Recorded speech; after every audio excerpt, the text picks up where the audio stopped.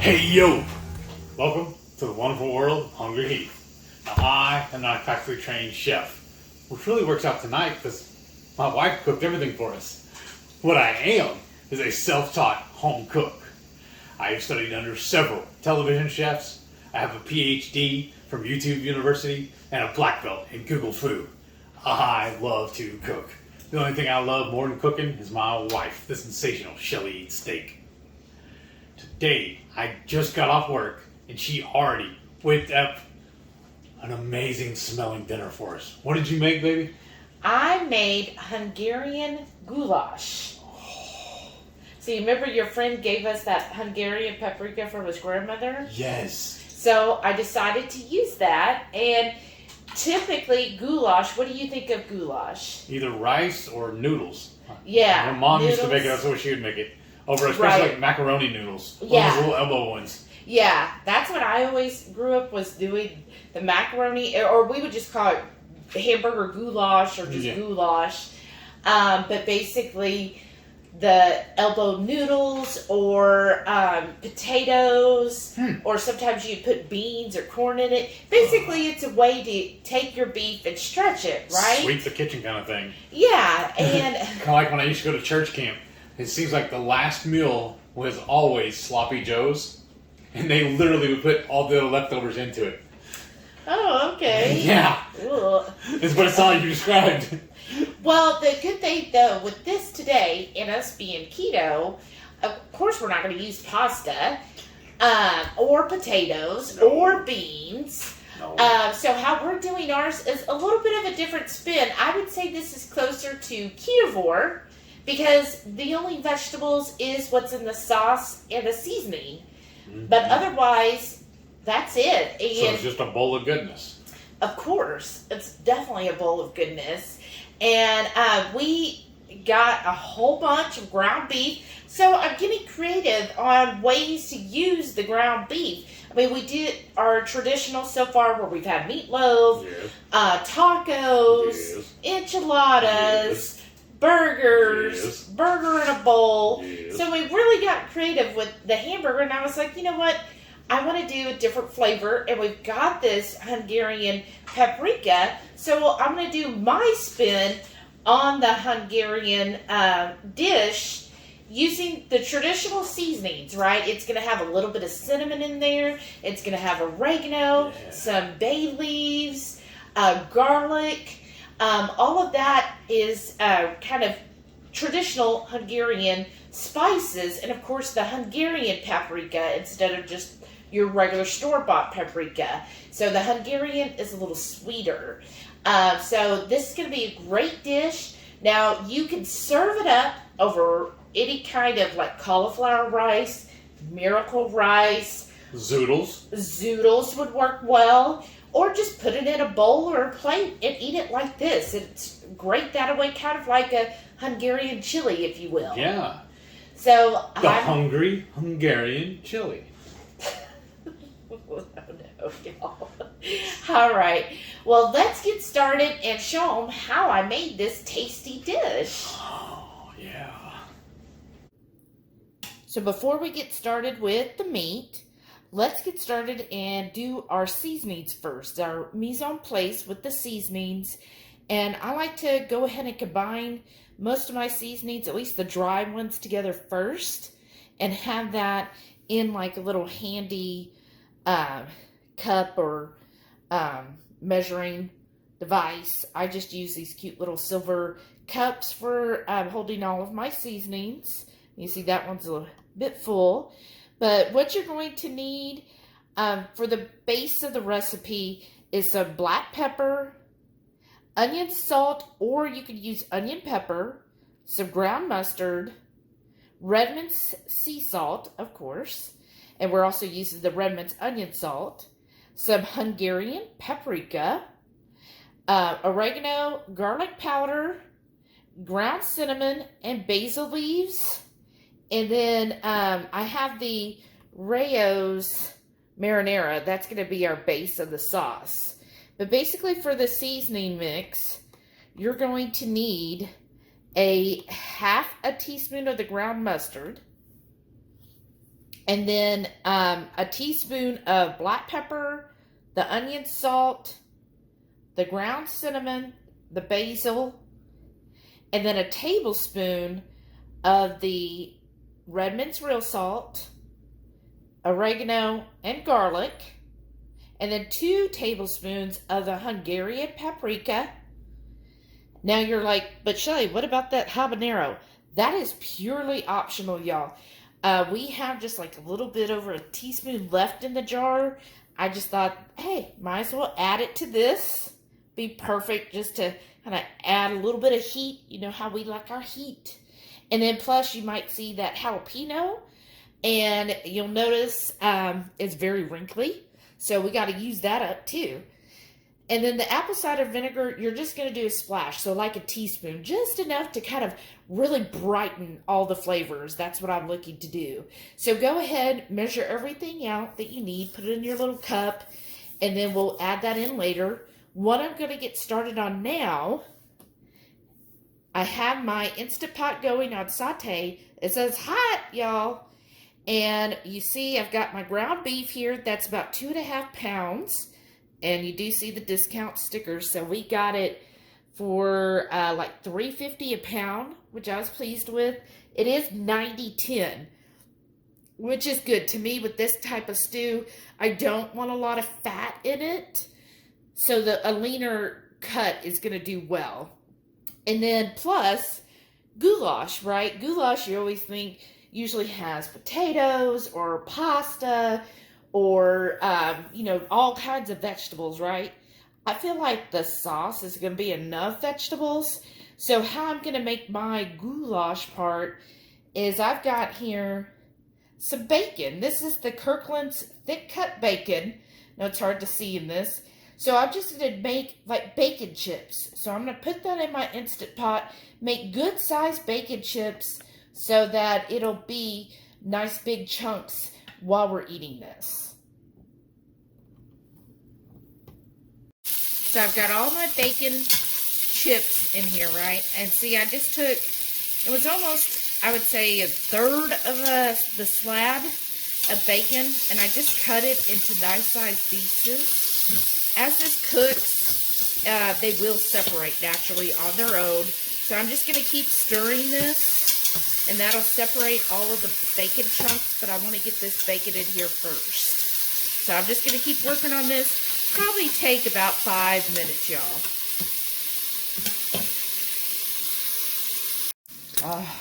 This is after about 4 minutes, y'all. You can see some of them are starting to get crispy. Oh my gosh, it just smells so good. I wish there really was smell-o-vision. Emerald Lagasse, why have you not created that yet?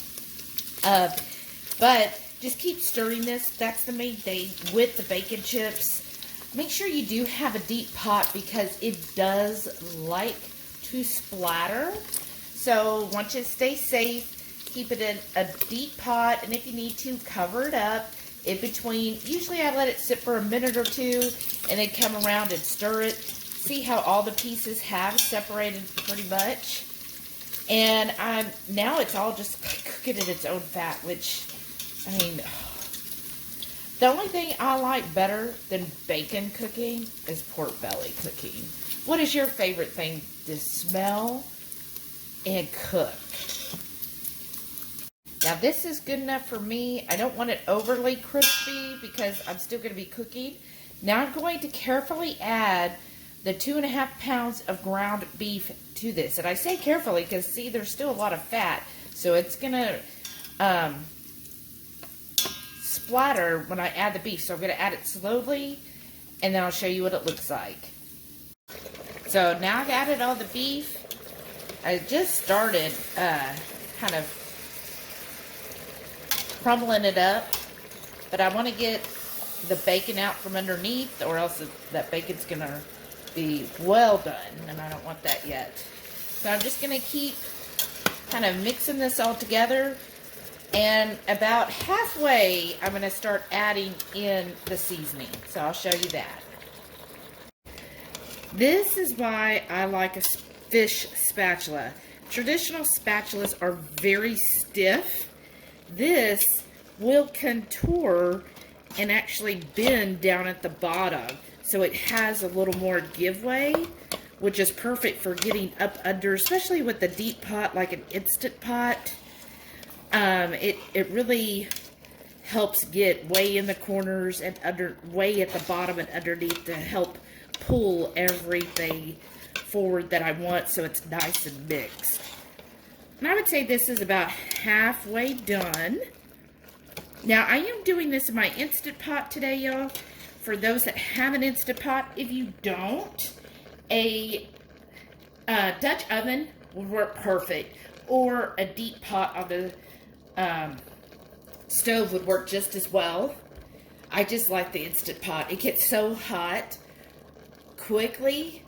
Whereas on the stove, sometimes it seems like it takes forever for things to heat up. Especially if you're dealing with a deep pot or a Dutch oven. But with this, I mean, it took like 2 minutes and it was hot and ready. So here's all of my seasonings. And you can see all of that beautiful Hungarian paprika. Now, the Hungarian paprika we actually got from a friend of Heath's that is Hungarian. So he said that he brought it directly from his grandmother who lived in Hungary. And that it came directly from her. So, I mean, if that's really true, that is amazing to me. And then here's my garlic powder. I didn't have room in my little cup for it. So I'm going to stir this together. And that paprika is going to give it nice color to the dish. Of course, the tomato sauce is going to definitely give it a good color. Just stir that around, make sure everything is well seasoned. That's the most important thing, I feel like, with keto. When you feel like you're getting bored, or you feel like, well, it's just not tasting that good, or it's just the same things, the easiest way is just change up your spices. Because you could take ground beef that, like, we normally make burgers with it. Oh, that's my Instant Pot going off. Okay, let me turn it back to... Sorry, y'all.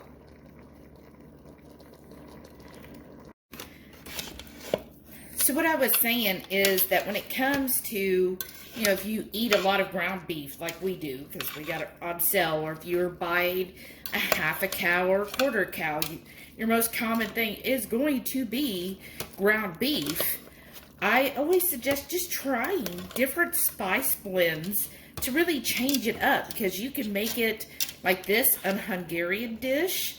You can make it Tex-Mex style, Mexican style, Spanish, Italian, Mongolian. I mean, there's just so many options just by using the same main ingredient, beef, and then just adding in the different spices that you want.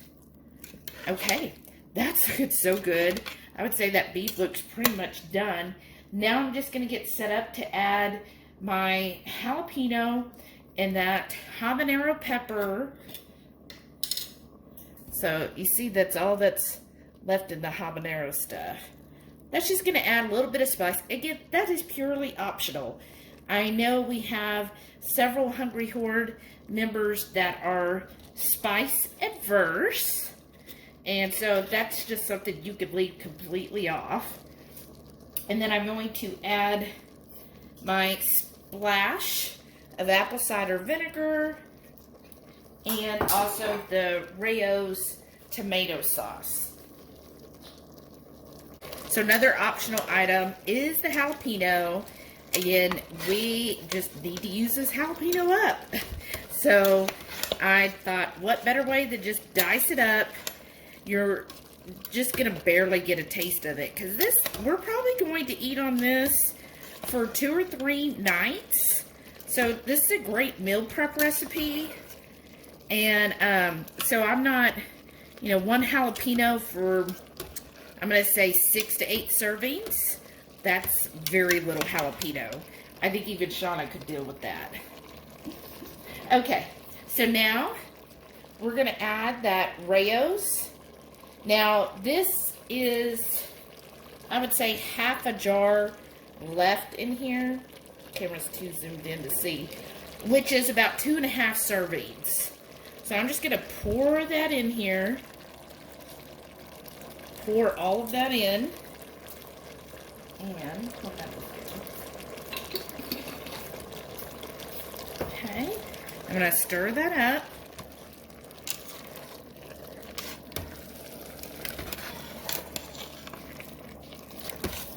Oh yeah, that's going to be so good, y'all.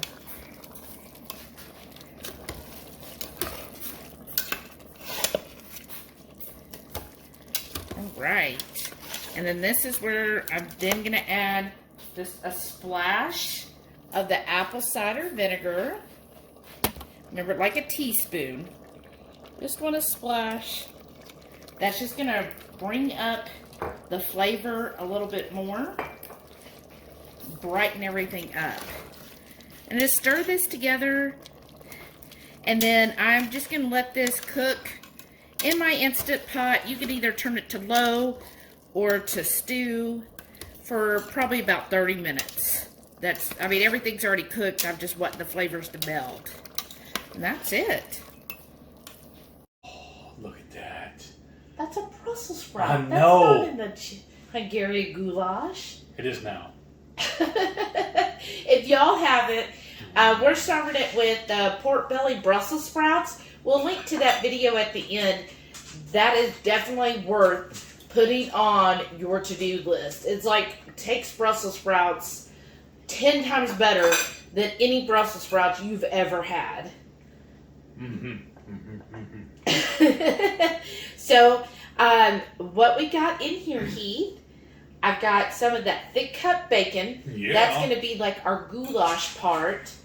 And one thing I learned too, because I was looking up, I was like, what? I'm like, I knew Hungarian paprika is sweeter, but I didn't know like all the details. So basically, that's awesome.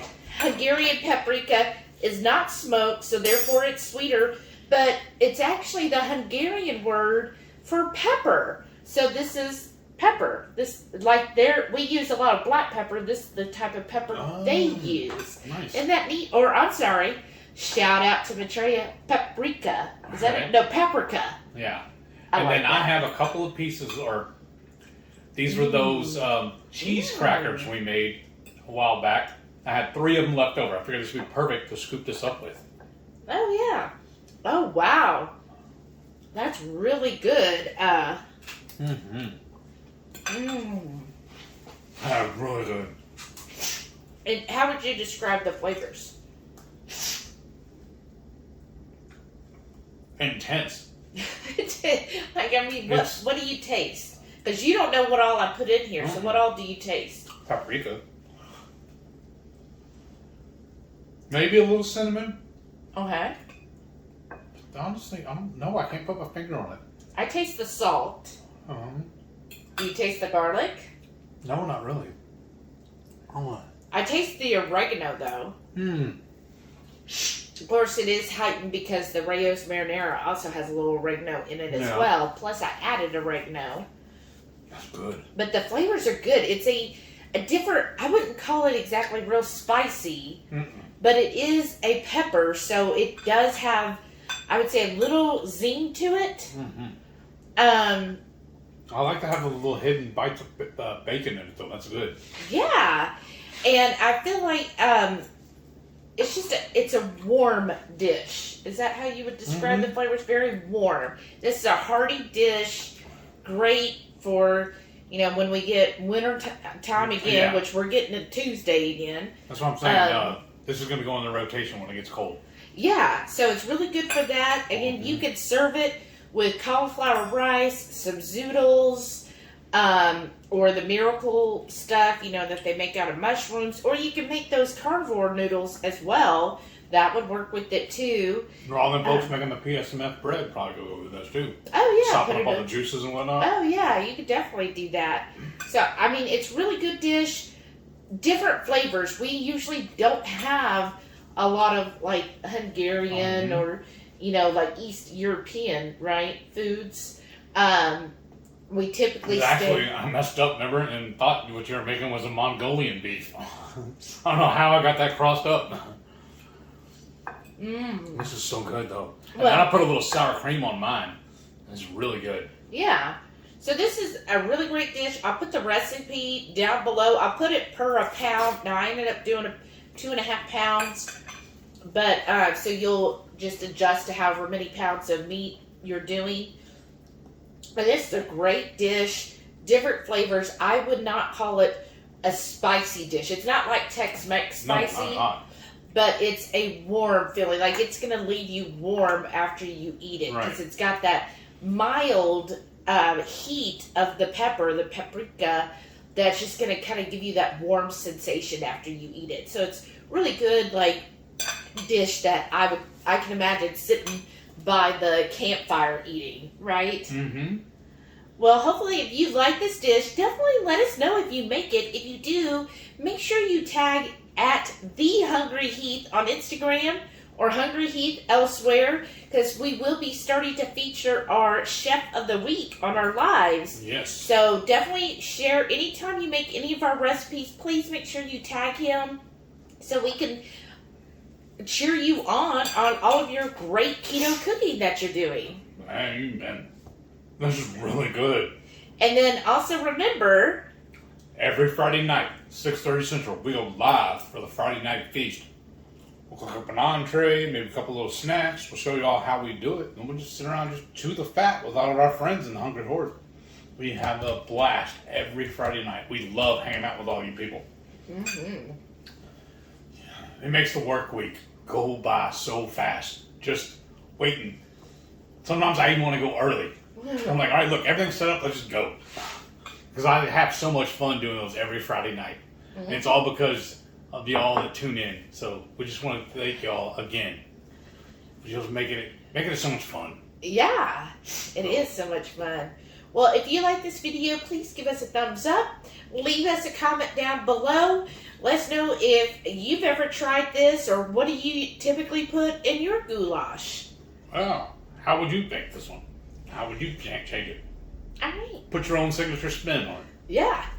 Thank y'all for watching. We'll see y'all next time. Bye.